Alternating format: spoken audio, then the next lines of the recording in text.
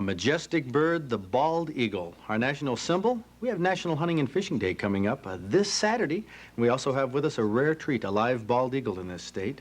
Roy Geiger from the National Wildlife Federation is joining Glenn Dutter and myself, Fred Trost. We're going to tell you all about this in our special National Hunting and Fishing Day show coming up right now because it's Thursday night and time for Michigan Outdoors. From the rugged shore and woodlands of the north, it's history of copper mines and iron ore, the Great Lakes fisheries. To the farmlands of the southern counties, we'll look around again at all that waits the sportsman in the state of Michigan.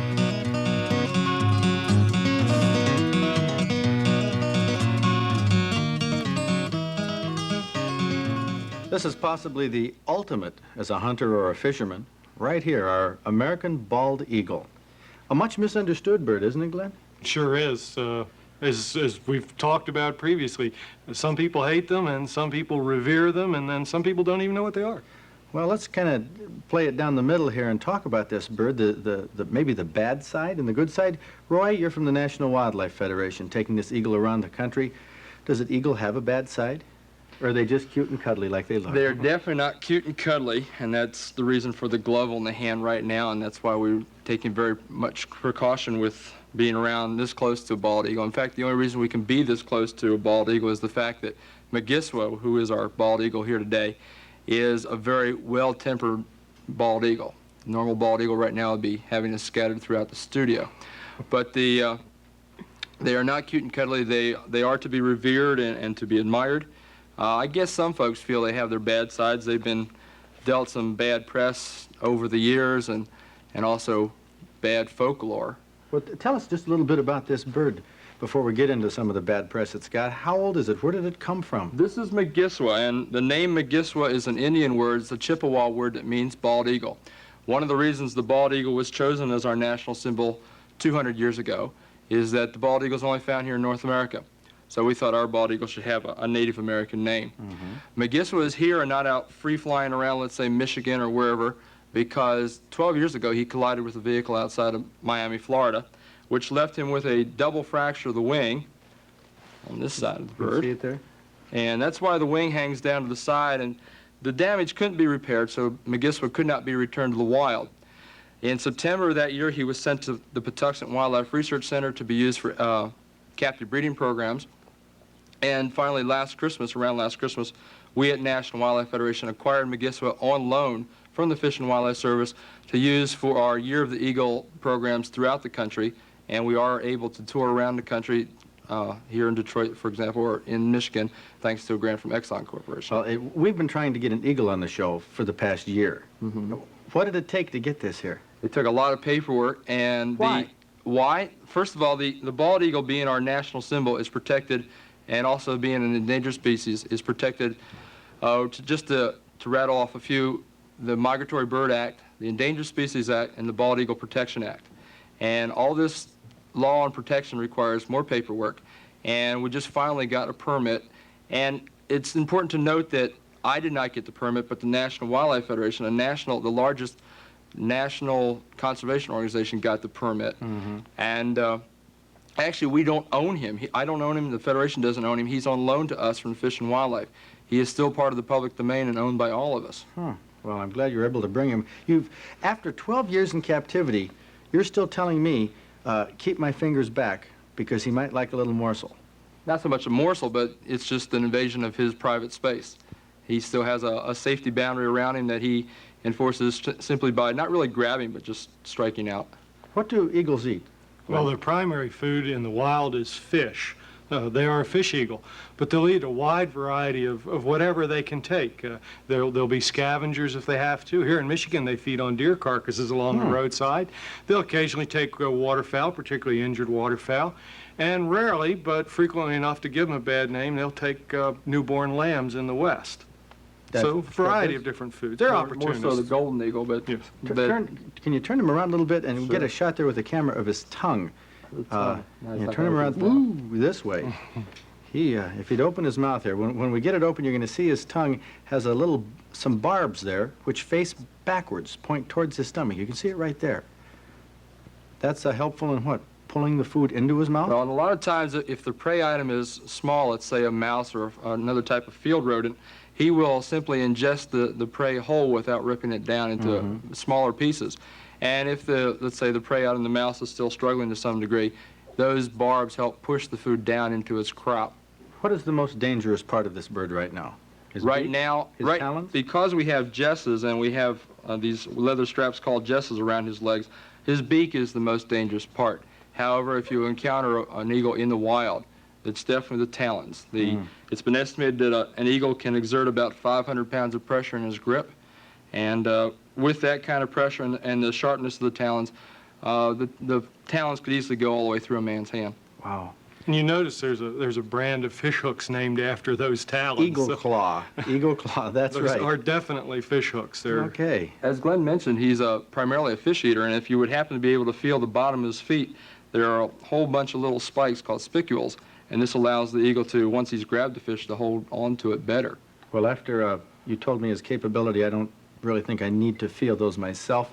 We'll take your word for it. One thing I think we ought to mention for our viewers, though, is this is an adult. We all recognize it by the white head and white tail, but that takes 4 years to develop, and an awful lot of eagles come to grief as young birds because they're black, resembling more vultures or, if you will, large hawks. That white head and tail, the distinctive beauty marks of the bird, are adult features, not something that the young possesses. Well, this was a real treat, Roy, to have you here and show us this bald eagle. I'll tell you what, why don't we do a couple other segments while he's in the state, because he was tough to get here, and we'll put these on future shows. We'll tell about what eagles do in the winter and in the spring and so on, okay? Sounds fine. Well, good. We'll be back to that on another edition of Michigan Outdoors, but right now let's talk about, for National Hunting and Fishing Days, it isn't just eagles and predators that are sometimes harassed, but hunters are too, and let's talk about that right now.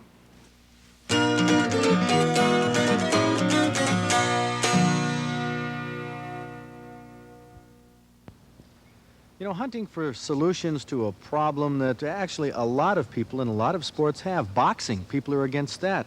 Some people are against football. A number of people are against hunting. They don't think that people should be allowed to go out and take animals in the wild to eat or whatever. Well, this poses a problem. It's posed a problem really out west in some cases. A fellow named Dick Melky and his hunting partner Daryl Hastings, they're from the Detroit chapter of Safari Club. They went out on a hunt in British Columbia a couple years ago. They met in their camp about up to 20 Greenpeace demonstrators who tried to totally disrupt their hunt. And they said they had a right to do this. Well, a lot of people disagree. Here on this eve of National Hunting and Fishing Day, when millions of hunters and fishermen across the country are proud that we're sportsmen, we do have this problem of defending our right to hunt. I want to introduce a couple fellas here who are very important here in Michigan. Al DeGrow, Senator Al DeGrow. You have introduced a bill with the assistance of Max McPeak, your aide, called the Hunter Harassment Bill. Yes. Right? Now, what does this mean? It is very simple language that says that it will be illegal to deliberately interfere with anyone who is hunting legally. In other words, if you've purchased a license and you're hunting in the proper area and during the season, then they cannot harass you because it would be illegal. The bill is passed and signed into law and, of course, is on the books now for this fall's hunting. We haven't had a problem in Michigan that I know of, but we felt that it was time to secure the legislation before we got into problems, because I've seen that happen, and the state then divides into two separate camps, and it's much harder to pass legislation once people have taken sides on an issue. So we got into it early, and the bill has been signed by the governor and is on the books. Well, you know, one thing that this brings to mind, though, to me, does this mean that nobody can harass hunters, but they could harass fishermen, they could harass golfers, they could harass cross-country skiers? They probably can, and if that becomes an issue, we'll get into that too. The only real problem with fishermen becomes an argument as to, do I own the river or the lake in front of my cottage? And some people seem to think that they do. That once in a while gets to be an issue, but it's not organized, and it's generally just on an individual basis. The hunting has become somewhat organized in trying to disrupt the hunters. Well, are you a hunter yourself? No, not really. I used to hunt. I'm from the Thumb area where we had such fabulous pheasant hunting, and when the pheasants disappeared, I kind of gave it up, and now that they've made a comeback, I've just been too busy. I am a fisherman, but I don't hunt. Well, how do you get information then about hunting? How do you know? Oh, I've got a built-in advocate Right in? in my aide Max who hunts and fishes all kinds of things. Oh, you're a NRA member, Safari Club member? Very proud to say I'm a member of all those organizations. Okay, and yes, Fred. you've been bird dogging these things. Has there been any opposition that you found in Michigan to getting this bill through as you were doing the legwork for the senator? To the best of my knowledge, no. Well, that's a good sign. That's a good sign. But you know one thing that is not a good sign? This man, this fine senator who's been such a friend of the sportsman, is not going to return to the Senate at the end of this year. Decided to retire. 14 Time to years move of on. service. A real friend of the sportsman. I want to congratulate you. Thank you for that. But what are we going to do? Oh, there'll always be somebody else along. You really Nobody's think so? indispensable. But I mean, for a friend of the sportsman, Max, what do we have to do to get guys like this in the legislature? Because not all of them, very few of them hunt and fish. Number one, you've got to get to the polls. You've got to look at the candidate very closely and make your decision. And Simple as above that. all, get out and vote. Simple as that. Well, good advice. And we do have the hunter harassment bill, thanks to Senator DeGrow and Max McPeak. It's going to be a year and a decade coming up, which might not be that easy for hunters and fishermen, but get out on National Hunting and Fishing Day, and if you're proud that you hunt and fish, tell people about it and tell people why. Thanks a lot, fellas. Fred.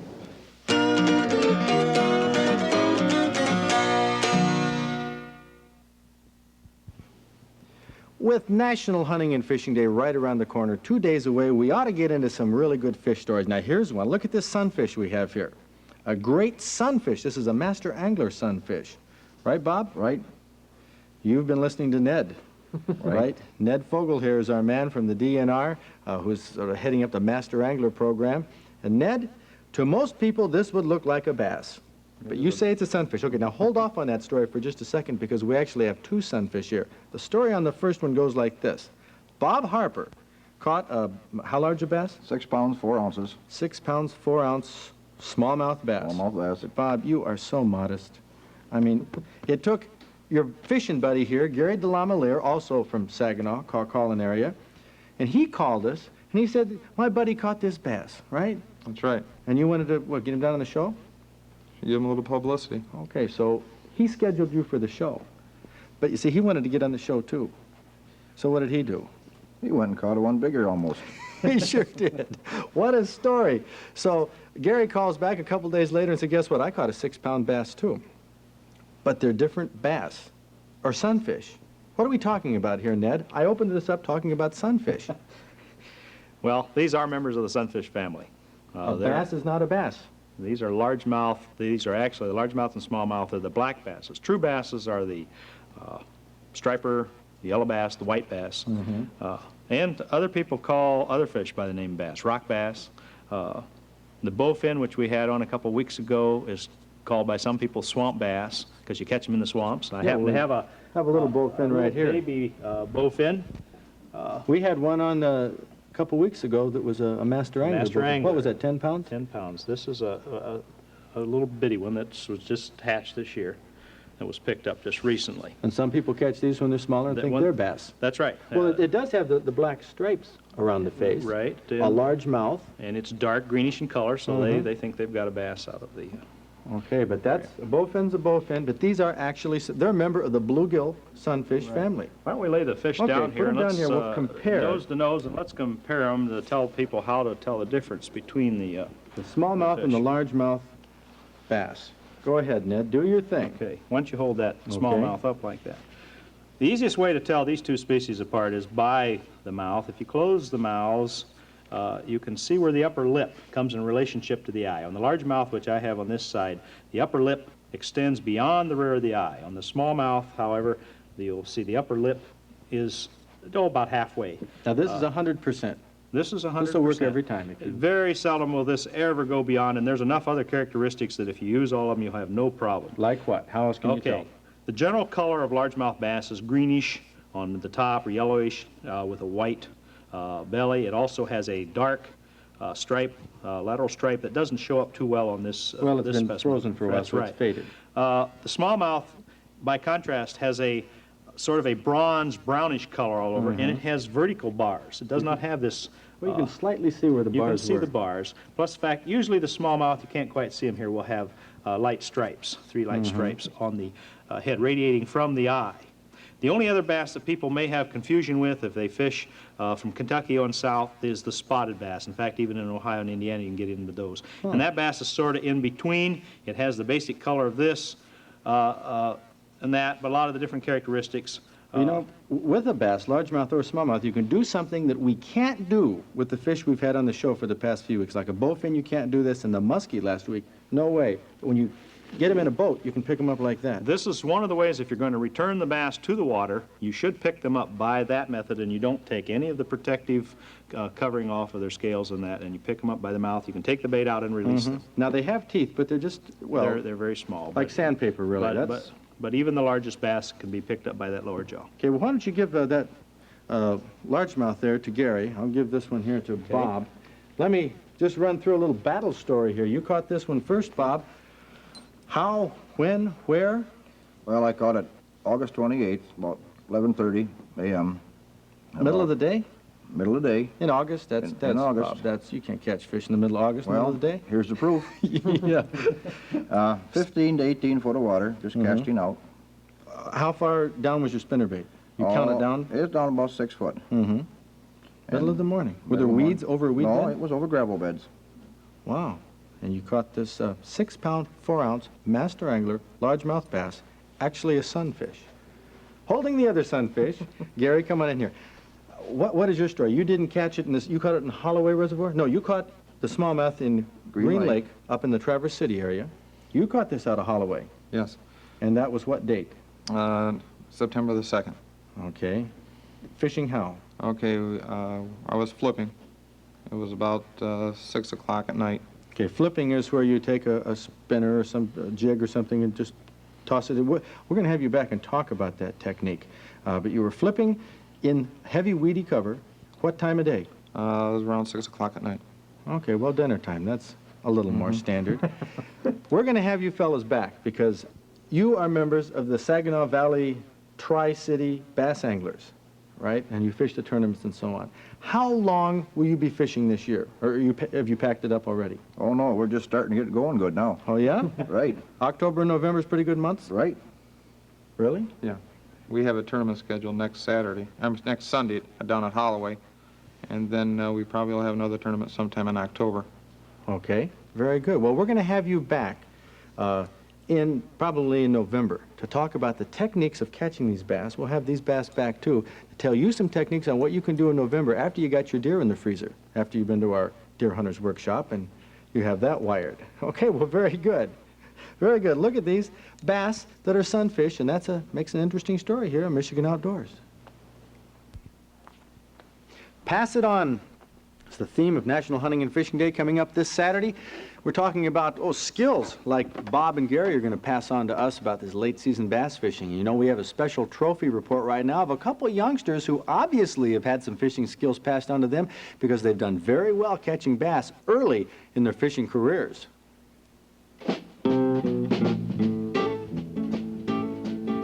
Here's a photo from Lamont Giles from Mason. He sent of his son Samuel, who received a fishing rod for his 6th birthday. That was just this past summer. And here's what Sam caught his first time out: a 16-inch, 2-pound largemouth taken in Ingham County.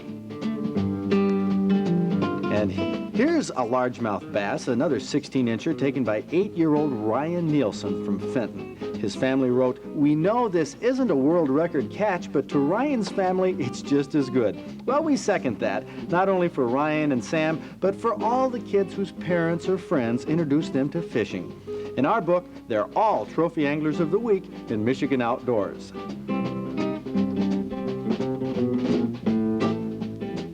You know, fishing is a lot easier for kids to learn. Maybe they can even do it on their own sometimes, but hunting is a little bit different. Hunting takes skill and experience and usually has to be passed on from some older hunter to a younger hunter. And the organization Ducks Unlimited, who does a tremendous job preserving duck habitat across North America, produced a film, a very excellent award-winning film called Green Wing, about a young fellow who wanted to learn to hunt ducks. And his dad didn't have time, so he sought out the companionship of some older man down the road in the country who knew about duck hunting. And this is a very inspirational film for National Hunting and Fishing Day, the Pass It On theme. See if you don't agree when we take a look at this clip of the young boy's first day out in the marsh with the old man. Tom, what if... Listen. Know what that was, boy? Ducks? You're mighty well told it was. Real ducks, mallards. We better get hid.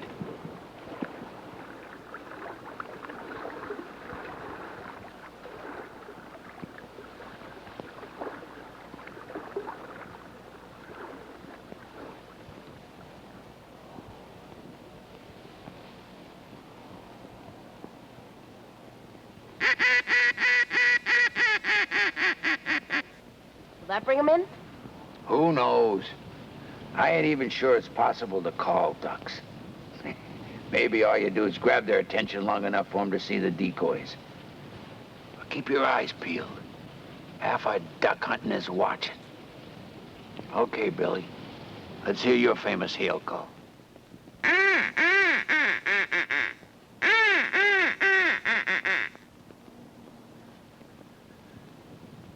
Did I scare them? Well, what do you think? Ducks are blind? Why didn't you wave your hat and yell howdy while you're at it? Sorry, sir. Don't tell me you're sorry. They're your ducks.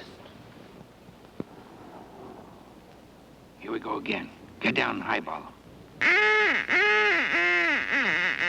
You're turning them. Keep it up. Okay, give them a chuckle. Get ready. They're sliding down the banister.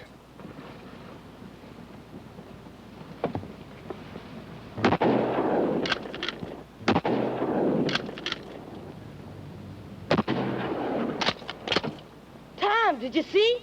I think I got one. I know you got one. A big drake. Tar, fetch him up.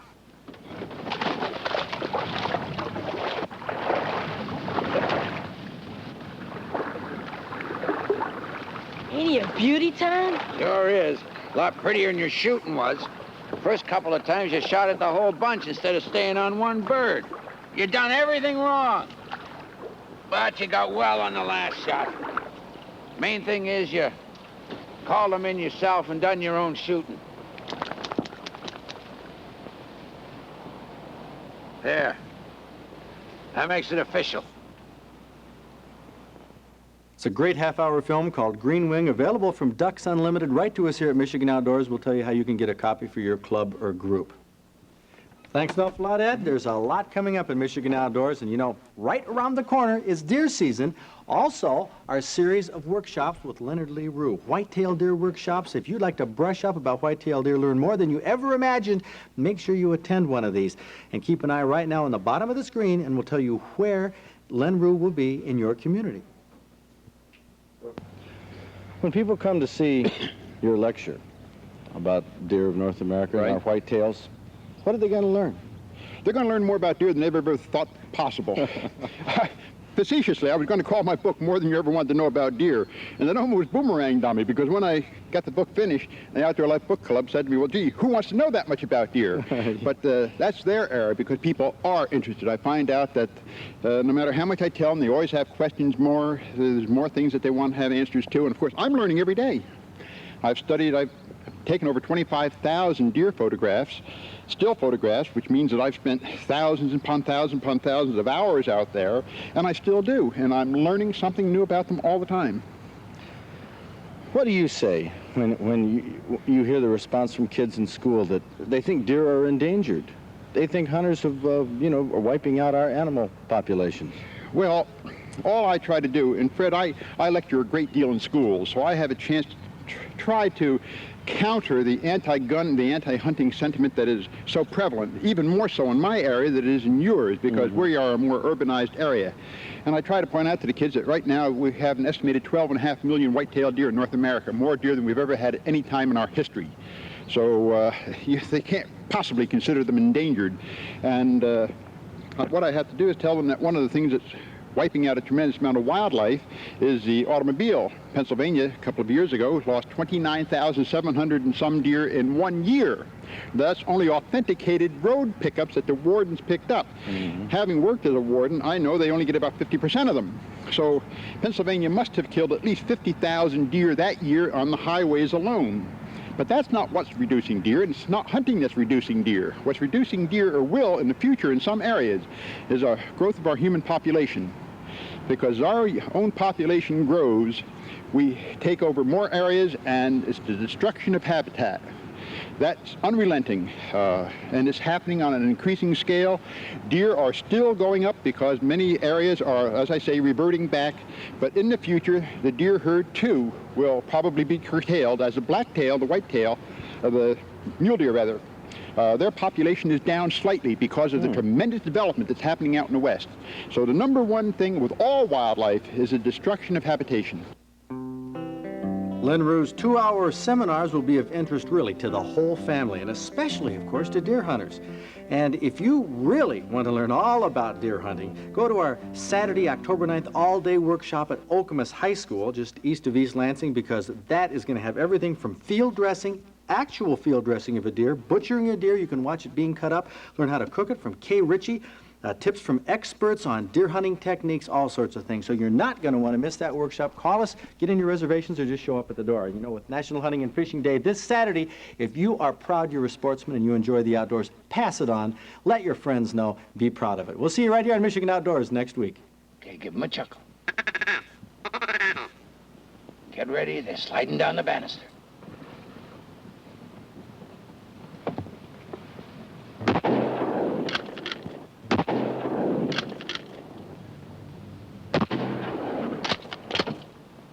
Did you see? I think I got one. I know you got one. A big drake. Tar, fetch him up.